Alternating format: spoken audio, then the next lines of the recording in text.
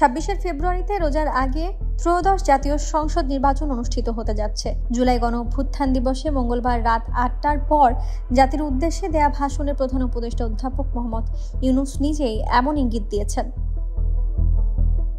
মোহাম্মদ ইউনূস তার ভাষণে বলেন, অন্তর্বর্তী সরকারের পক্ষ থেকে আমি প্রধান নির্বাচন কমিশনারের কাছে চিঠি পাঠাবো যেন নির্বাচন কমিশন আগামী রমজানের আগে 2026 সালের ফেব্রুয়ারি মাসে জাতীয় নির্বাচন অনুষ্ঠানের আয়োজন করে। চাঁদ দেখা সাপেক্ষে আগামী বছরের 17 ফেব্রুয়ারিতে পবিত্র রমজান শুরু হতে পারে। সেই হিসেবে বলা যায় ফেব্রুয়ারির প্রথমার্ধে জাতীয় নির্বাচন হতে যাচ্ছে।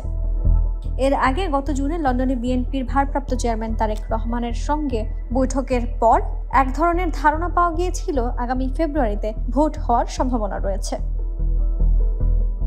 জাতির উদ্দেশ্যে প্রধান উপদেষ্টার ভাষণে ভোটের সময় নিয়ে অনেকটা নিশ্চিত হতে পারল দেশের মানুষ। Desk report, campus Times.